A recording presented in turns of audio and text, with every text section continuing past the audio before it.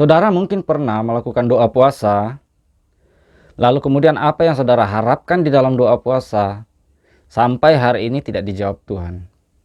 Bisa jadi masalah yang saudara hadapi sama seperti yang dihadapi oleh bangsa Israel di zaman Nabi Yesaya. Seperti apa itu saudara? Saya akan jelaskan sesaat lagi.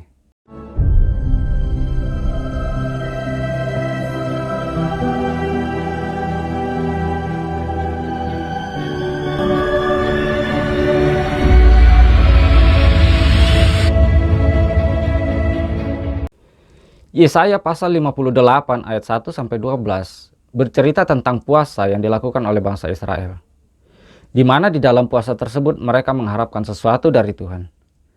Tetapi apa yang terjadi? Apa yang mereka harapkan tidak dijawab Tuhan. Mengapa saudara? Saya akan jelaskan sambil saya bacakan ayatnya. Yesaya pasal 58 ayat 1-12. Serukanlah kuat-kuat, janganlah tahan-tahan. Nyaringkanlah suaramu bagaikan sangkakala. Beritahukanlah kepada umatku pelanggaran mereka, dan kepada kaum keturunan Yakub dosa mereka. Memang setiap hari mereka mencari aku, dan suka untuk mengenal segala jalanku. Ini luar biasa saudara ya.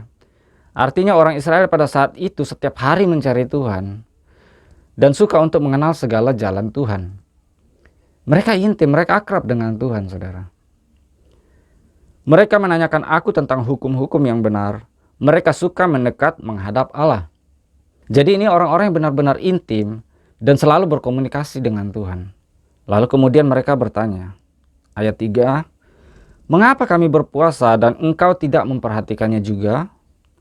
Mengapa kami merendahkan diri dan engkau tidak mengindahkannya juga? Kemudian Allah menjawab. Sesungguhnya pada hari puasamu, engkau masih tetap mengurus urusanmu, dan kamu mendesak-desak semua burumu.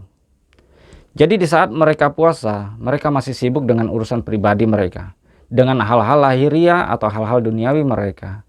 Mereka tidak fokus terhadap puasa mereka sendiri.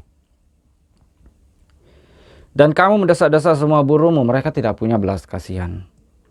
Sesungguhnya kamu berpuasa sambil berbantah dan berkelahi, serta memukul dengan tinju dengan tidak semena-mena.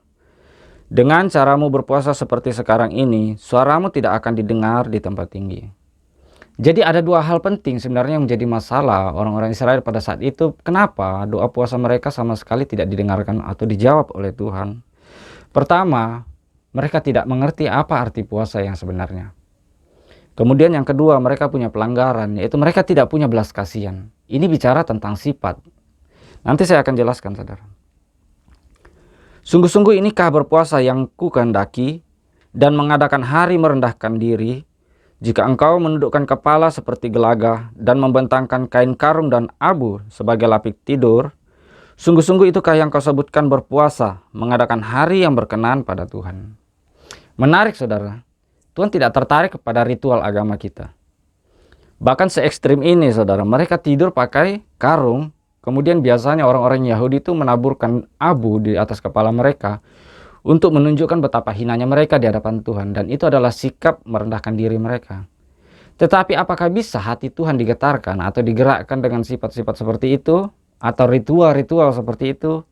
Ternyata tidak saudara. Ayat 6 jelas dikatakan bukan. Jadi bukan berpuasa yang seperti itu yang Tuhan kehendaki. Sehingga apa yang diharapkan bangsa Israel di dalam doa puasa akan didengarkan Tuhan. Lalu apa yang dikehendaki Tuhan di dalam doa puasa? Kita lihat. Berpuasa yang kukehendaki ialah supaya engkau membuka belenggu-belenggu kelaliman dan melepaskan tali-tali kuk. Kelaliman ini bicara tentang kejahatan.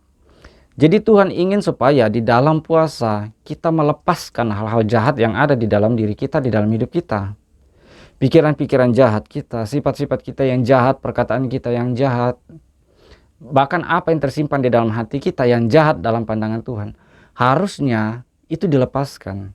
Karena itu membelenggu kita. Melenggu artinya melekat di dalam diri kita, menjadi sifat kita. Itu harus dilepaskan saudara. Dan mematahkan setiap kuk, semua beban yang pernah kita limpahkan kepada orang lain, lepaskan semuanya. Mulai punya belas kasihan kepada orang lain. Supaya engkau memecah-mecah rotimu bagi orang yang lapar, dan membawa ke rumahmu orang miskin yang tak punya rumah, Dan apabila engkau melihat orang telanjang, supaya engkau memberi dia pakaian, dan tidak menyembunyikan diri terhadap saudaramu sendiri. Tuhan menghendaki supaya kita punya belas kasihan kepada orang lain. Tidak ada gunanya kita di dalam doa puasa, kita berjam-jam berdoa, kita berjam-jam pujian, kita berjam-jam penyembahan, seolah-olah semua itu bisa menggerakkan hati Tuhan. Tapi kita tidak melakukan apapun terhadap orang lain. Percuma, saudara. Itu tidak akan membuat Tuhan mengasihi kita atau berbelas kasihan kepada kita sehingga dia mau mendengarkan apa yang kita minta. Pada waktu itulah terangmu akan merekah seperti fajar, dan lukamu akan pulih dengan segera. Kebenaran menjadi barisan depanmu, dan kemuliaan Tuhan barisan belakangmu. Pada waktu itulah engkau akan memanggil dan Tuhan akan menjawab. Engkau akan berteriak minta tolong dan ia akan berkata, "Ini aku." Apabila engkau tidak mengenakan kuk kepada sesamamu, dan tidak lagi menunjuk-nunjuk orang dengan jari dan memfitnah. Apabila engkau menyerahkan kepada orang lapar apa yang kau inginkan sendiri. Nah, ini menarik, saudara, saya akan jelaskan ayat ini.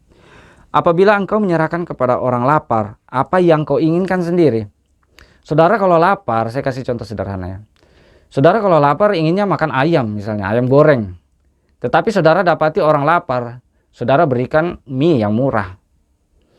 Itu tidak menggenapi ayat ini, saudara. Karena ayat ini berkata, apabila engkau menyerahkan kepada orang lapar apa yang kau inginkan sendiri. Saudara pakai beras misalnya yang harga 12.000 1 kilo. Kemudian saudara bantu orang miskin. Saudara belikan beras yang harga 7.000, 6.000, 5.000. Saudara tidak mengenapi ayat ini. Apa yang saudara ingini, itu juga yang harusnya saudara berikan kepada orang lain. Saudara tidak suka baju bekas, tapi saudara kasih orang baju bekas. Saudara tidak menggenapi ayat ini. Kalau saudara tidak suka memakai baju bekas orang lain, saudara jangan berikan kepada orang lain baju bekas. Kalau saudara mampu beli, kenapa tidak berikan baju baru? Kenapa, saudara? Saudara pelit. Ingat, kikir itu adalah penyembahan berhala dalam kitab Wahyu. Jadi kalau saudara kikir, saudara pelit, saudara hitung-hitungan, tidak ada bedanya saudara dengan penyembah berhala. Apa berhalanya, saudara? Mamon. Tuhan akan menuntun engkau senantiasa dan akan memuaskan hatimu di tanah yang kering, dan akan membarui kekuatanmu. Engkau akan seperti taman yang diairi dengan baik, dan seperti mata air yang tidak pernah mengecewakan. Engkau akan membangun reruntuhan yang sudah berabad-abad, dan akan memperbaiki dasar yang diletakkan oleh banyak keturunan. Engkau akan disebutkan yang memperbaiki tembok yang tembus, yang membetulkan jalan supaya tempat itu dapat dihuni. Ayat 12 ini saya tidak akan jelaskan, saudara ya. Jadi bisa dikatakan ayat 12 ini jika dihubungkan dengan keadaan sekarang, bisa saudara kaitkan dengan doktrin-doktrin yang tidak benar, atau ada tradisi budaya yang tidak benar, yang tidak sesuai dengan firman Tuhan. Semua yang benar sudah runtuh, kemudian dibangun dengan adat yang tidak benar, atau mungkin doktrin yang benar, kemudian diruntuhkan, lalu kemudian orang-orang membangun doktrin yang tidak benar.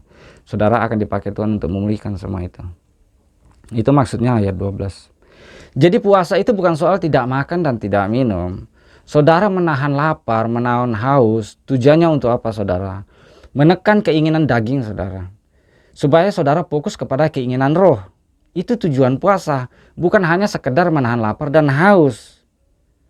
Kalau saudara menahan lapar dan haus, kemudian saudara berdoa kepada Tuhan, saudara berharap Tuhan akan menjawab, apa hubungannya dengan Tuhan? Yang lapar saudara, yang haus saudara, yang saudara minta juga untuk kepentingan saudara sendiri. Lalu apa kaitannya dengan Tuhan? Kita tidak akan bisa menyentuh hati Tuhan dengan ritual. Tidak bisa, saudara. Bangsa ini memuliakan aku dengan bibirnya, tapi hatinya jauh daripadaku. Tuhan melihat hati kita. Sekalipun kita menyiksa diri dengan tidak makan dan tidak minum, tapi kalau kita tidak peduli dengan kesulitan orang lain, beban orang lain, tidak ada gunanya. Apa yang kita lakukan tidak ada gunanya di hadapan Tuhan. Bahkan di dalam Alkitab diberikan judul kesalehan yang palsu. Jadi saudara, jika doa puasa, jangan fokus kepada praktek atau ritual-ritual. Saudara harusnya action. Saudara tunjukkan kepada Tuhan bahwa saudara bertobat. Saudara berubah. Saudara pelit tadinya, saudara jadi tidak pelit dan mulai berbagi. Ingat, salah satu buah roh, murah hati. Kalau saudara tidak murah hati, ya saudara tidak berbuah. Dan kalau saudara tidak berbuah itu karena saudara tidak melakukan apa yang Tuhan kehendaki. Dan kalau saudara tidak melakukan apa yang Tuhan kehendaki, jangan bermimpi Tuhan akan melakukan yang kita kehendaki. Sebab apa yang kamu tabur, itu yang kamu tuai. Kita sama-sama merubah diri kita, saudara, melalui ayat ini. Dan semoga bisa direnungkan dan menjadi motivasi buat kita untuk menjadi pribadi yang lebih baik lagi. Tuhan memberkati. Immanuel.